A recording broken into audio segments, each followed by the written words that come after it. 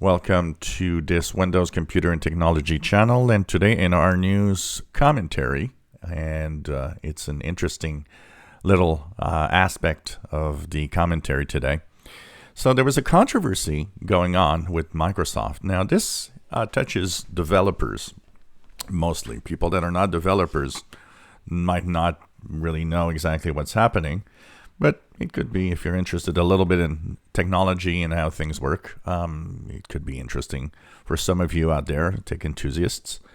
So Microsoft has been playing around a long time with open source, and they are, of course, now the owner of GitHub, which is one of the biggest open source aggregator in the world, basically. And now Microsoft has been actually talking about releasing .NET 6. To those that wonder what .NET is, again, I talked about it in the past. .NET is basically a bunch of code. And in the .NET framework, what you have is code that does basic things.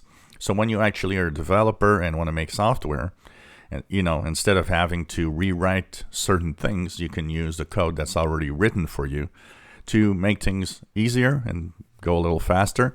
So say you need to print from your app. Well, instead of having to tell your app out to print to a printer, the .NET code, for example, will have the printing information. It will already have the code to print. So what you do is you just need to have the code for printing. It's already done for you. You don't have to worry about it. So it's an example of what this is all about. So Microsoft made a faux pas.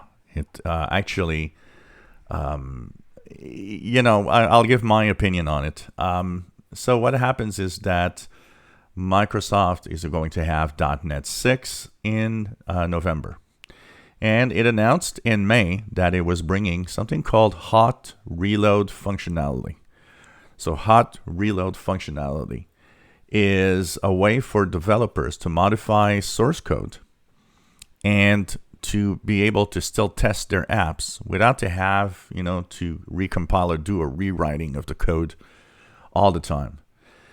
And so you can, quickly test anything that is going to be changed. And so that was something they talked about. They talked about the fact that it will actually come to Visual Studio, but also to .NET 6. Now, what happened in a few days ago is that someone at Microsoft decided that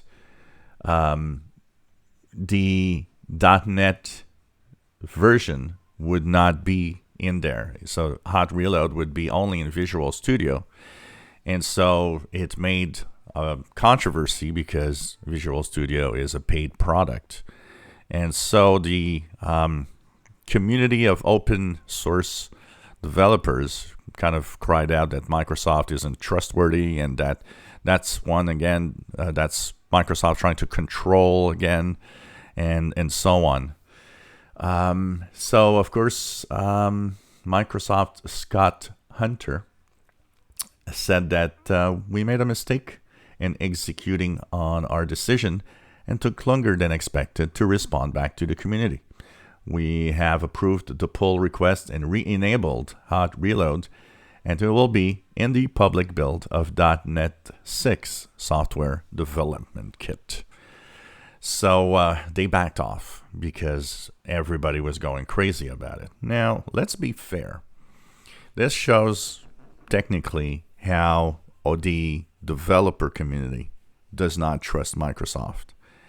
Microsoft has been one of the biggest open source promoter in the world, basically.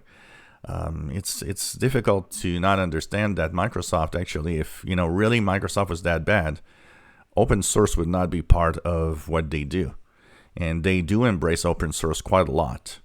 So it's kind of interesting to see that there was that big controversy from developers, but at the same time, I think there's a big problem here, and the problem is a lot of the people crying out loud for nothing. I mean, developers probably have Visual Studios anyway and stuff like that. And it's, I don't know, I find that the power that the developers have and the open source community have is maybe a little out of whack. I think they are a little too much critical of everything that Microsoft does.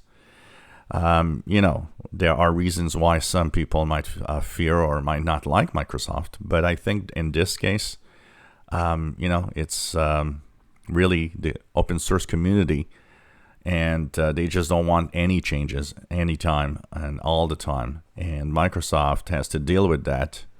Yet Microsoft has been in the open source side for such a long time. I think we should probably embrace and give them a little more trust. And so Microsoft, because of the voicing of what that community, had to back down, and now the controversy is possibly gone. But still, I don't know. It's I think it's not fair, totally fair for Microsoft in this case with the community. So, anyways, the things have shifted quickly in this case, and hopefully the community will stop ranting at Microsoft for some of the decisions. If you enjoy videos, please subscribe, give us thumbs up. Thank you for watching.